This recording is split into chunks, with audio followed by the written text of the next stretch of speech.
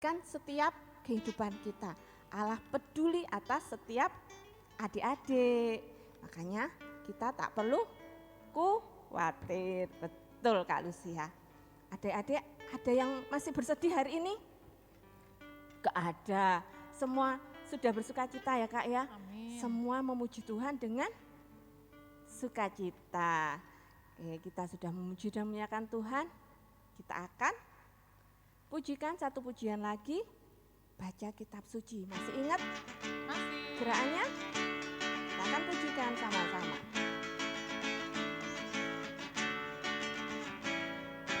Baca kitab suci, Doa tiap hari, doa tiap hari, doa tiap hari.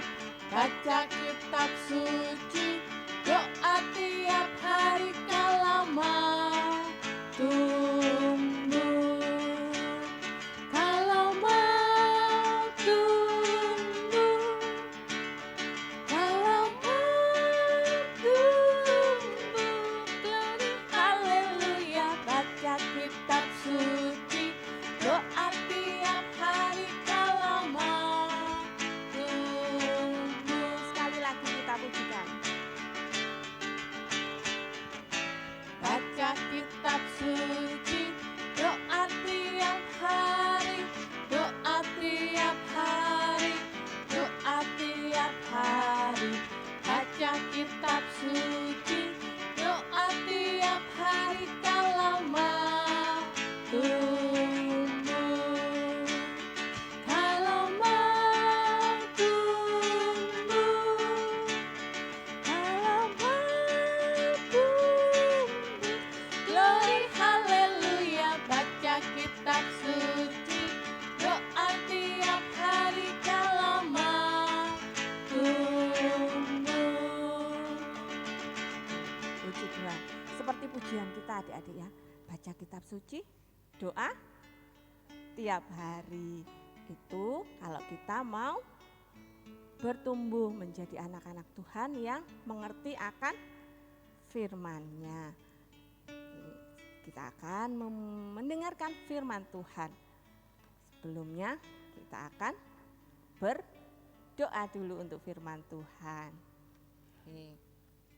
Sudah siap bukunya adik-adik? Sudah siap Alkitabnya? Ya, kita akan berdoa untuk firman Tuhan. Tuhan Yesus, terima kasih Engkau sudah memberi kami kekuatan, Engkau sudah memberi kami badan yang sehat. Kami boleh memuji dan memuliakan nama-Mu, menyenangkan hati-Mu ya Tuhan. Sebentar kami akan mendengarkan firman-Mu, beri kami kemampuan untuk kami boleh memahami firman Tuhan yang akan disampaikan. Untuk kami boleh melakukan firman-Mu Bapa. Terima kasih Tuhan Yesus, di dalam nama Tuhan Yesus kami mau sambut firman Tuhan hari ini. Haleluya, amin.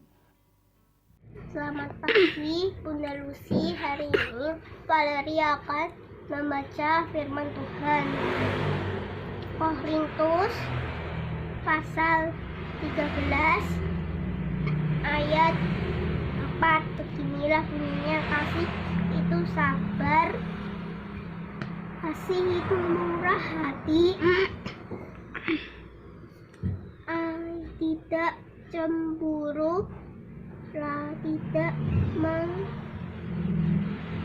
mengharapkan diri dan tidak sombong. Terima kasih Bunda Lucy. Selamat pagi. Selamat pagi Bunda Lucy, ini tugas ayat hafalan 1 Korintus pasal 13 ayat 4. Beginilah bunyinya, kasih itu murah, kasih itu sabar, kasih itu murah hati, ia tidak cemburu, ia tidak memegahkan diri dan tidak sombong. Terima kasih Bunda Lucy, selamat pagi. 1 Korintus 13 ayat 4. Kasih itu sabar, kasih itu murah hati, ia tidak cemburu, ia tidak memegahkan diri dan tidak sombong. Ayat hafalan 1 Korintus 13 ayat 4. Kasih itu sabar, kasih itu murah hati. Ia tidak cemburu. Ia tidak memegahkan diri sendiri dan tidak sombong. 1 Korintus 13 ayat 4. Kasih itu sabar, kasih itu murah hati. Ia tidak cemburu. Ia tidak memegahkan diri dan tidak sombong. Shalom, selamat pagi adik-adik. Siap mendengarkan kebenaran firman Tuhan pada pagi hari ini? Sebelumnya, mari kita berdoa. Tuhan Yesus, terima kasih buat hari ini, di mana oleh karena kasih setiamu kami semua boleh hidup tanpa kekurangan suatu apapun.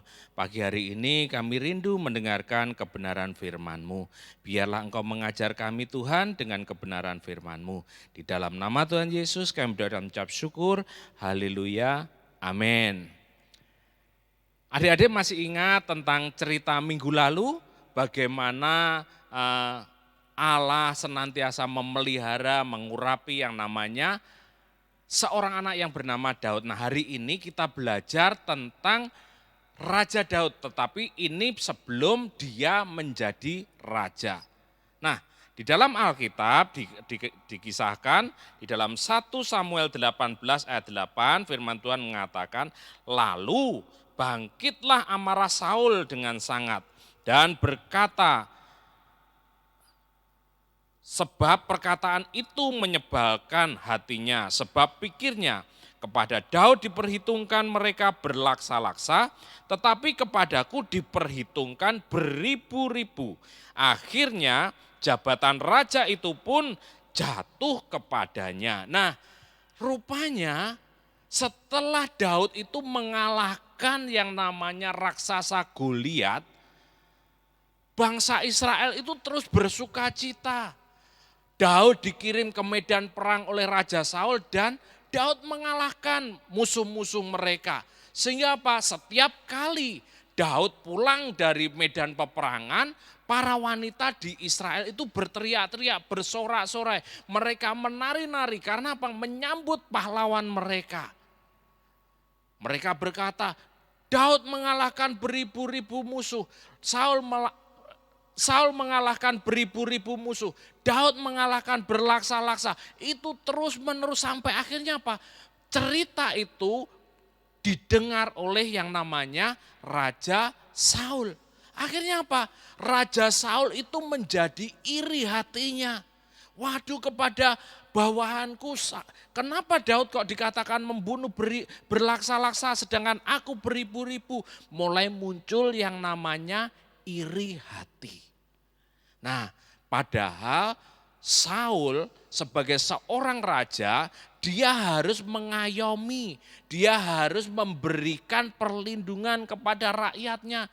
Tetapi ini berbeda karena iri hati dengan kekuasaan yang dimilikinya, Saul itu bukannya berbuat baik kepada rakyatnya, tetapi apa? Dia berusaha membunuh yang namanya Daud. Karena apa? Muncul dari iri hati. Makanya adik-adik, kalau nanti adik-adik menduduki suatu sebagai seorang pemimpin, jangan menyalahgunakan kekuasaan atau kedudukan yang adik-adik miliki. Sama seperti Saul, dia menyalahgunakan, dia pengen membunuh karena iri hati. Karena apa? Dia dengki, karena Daud mengalahkan berlaksa-laksa, sedangkan dia cuma 1.000, 2.000, dia iri hati. Padahal kedudukan daripada Saul itu diberikan oleh Tuhan. Saul dari seorang yang tidak diperhitungkan diangkat menjadi raja oleh Tuhan. Tetapi pada waktu dia menjadi raja, bukannya dia berbuat baik, bukannya dia mengayomi rakyatnya, tetapi dia iri hati, dia berusaha membunuh yang namanya Daud. Tetapi kita melihat Daud itu memiliki belas kasihan. Daud ini adalah seorang anak, seorang pemuda yang penuh dengan belas kasihan. Sehingga apa? Dia tidak membalas kejahatan dengan kejahatan. Sama seperti firman Tuhan yang Tuhan Yesus ajarkan di dalam kehidupan kita. Untuk apa? tidak membalas kejahatan dengan kejahatan. Tetapi yang harus kita lakukan yaitu apa? Mendoakan musuh kita, mengampuni musuh kita. Nah, dikatakan di dalam 1 Samuel 24 ayat 4, lalu berkatalah orang-orangnya kepada Daud, telah tiba hari yang dikatakan Tuhan kepadamu, sesungguhnya aku menyerahkan musuhmu ke dalam tanganmu, maka perbuatlah kepadanya apa yang kau pandang baik. Maka Daud bangun, lalu memotong punca jubah Saul dengan diam-diam. Nah, karena Daud ini mau dibunuh, akhirnya Daud itu lari dari satu tempat ke tempat yang lain, dari tempat ke tempat yang lain. Untuk apa? Menghindari daripada kejaran Saul dan para prajuritnya. Nah, suatu kali Tuhan itu izinkan Daud itu bisa membunuh yang namanya Saul. Tetapi Daud tidak mau melakukan. Yang dilakukan oleh Daud yaitu apa? Dia memotong jubah dari Saul. Sekali Saul dilepaskan oleh Daud. Kedua kali Tuhan juga izinkan pada waktu Saul ini tidur karena dia mengejar Daud, sehabis berperang dia ngejar Daud. Akhirnya apa? Dia capek, dia tidur di tengah para prajuritnya. Tetapi Daud mendatangi Saul. Dikatakan di dalam 1 Samuel 26, datanglah Daud dengan Abisai kepada rakyat itu pada waktu malam. Dan tampaklah di sana Saul berbaring tidur di tengah-tengah perkemahan dengan tombaknya terpancung di tanah pada sebelah kepalanya. Sedang Abner dan rakyat itu berbaring di sekelilingnya. Lalu berkatalah Abisai kepada Daud, pada hari ini Allah telah menyerahkan musuhmu ke dalam tanganmu. Oleh sebab itu izinkanlah aku menancapkan dia ke tanah dengan tombak ini. Dengan satu tikaman saja, tidak usah dia kutancapkan 2 kali. Perhatikan, tetapi kata Daud kepada Abisai, jangan musnahkan dia. Sebab siapa yang dapat menjamah orang yang diurapi Tuhan dengan bebas dari hukuman, kiranya Tuhan menjauhkan daripadaku untuk menjamah orang yang diurapinya. Tuh, ambillah sekarang tombak yang ada di sebelah kepalanya dan kendi itu, dan mari kita pergi. Kemudian Daud mengambil tombak dan kendi itu dari sebelah Saul. Lalu mereka pergi, tidak ada yang melihatnya, tidak ada yang mengetahuinya, tidak ada yang terbangun, sebab sekaliannya tidur karena Tuhan membuat mereka tidur nyenyak. Setelah Daud sampai ke seberang, berdirilah ia jauh-jauh di puncak gunung sehingga ada jarak yang besar di antara mereka. Daud 2 kali dia diizinkan Tuhan untuk membunuh yang namanya Saul. Tetapi Daud memiliki belas kasihan.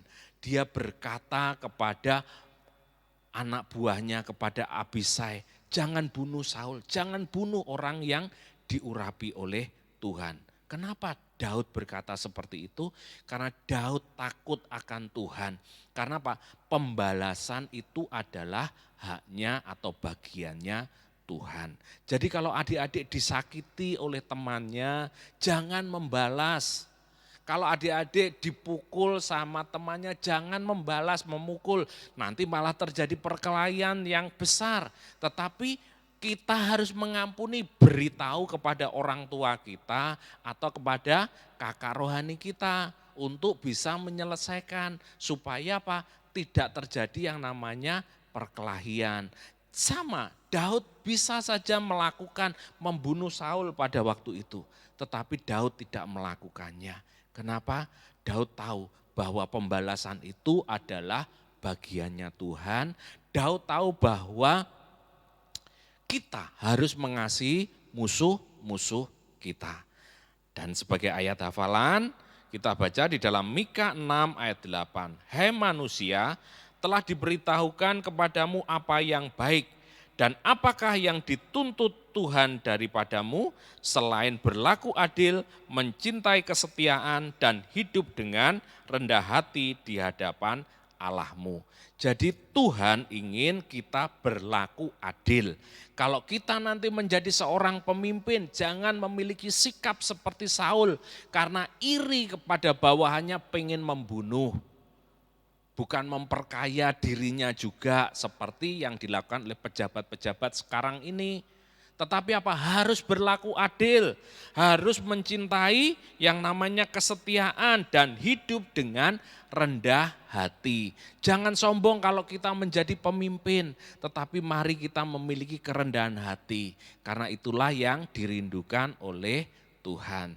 Jadi pada pagi hari ini kita belajar bagaimana Daud melepaskan Saul. Sekalipun Saul itu musuh Daud, sekalipun Saul itu membenci Daud, sekalipun Saul itu ingin mencelakakan Daud, tetapi Daud tetap mengasihi Saul. Adik-adik juga harus memiliki sikap seperti Daud, mengasihi, mencintai orang-orang yang berbuat salah kepada kita semua. Amin. Ayo kita berdoa. Tuhan Yesus, terima kasih buat kebenaran firman-Mu. Biarlah firman-Mu tertanam di dalam hati kami untuk kami boleh menjadi pelaku-pelaku firman-Mu. Tuhan, ajar kami untuk mengampuni orang-orang yang bersalah kepada kami. Ajar kami Tuhan untuk mengampuni orang-orang yang berbuat jahat kepada kami. Beri kekuatan kepada kami untuk mendoakan mereka. Karena kami tahu Tuhan, Engkau senantiasa melihat hati kami. Terpujilah nama-Mu Bapa, di dalam nama Tuhan Yesus kami berdoa dan mengucap syukur. Haleluya. Amin. Shalom, sampai jumpa adik-adik, sampai ketemu minggu depan kita bertemu ibadah lagi. Amin.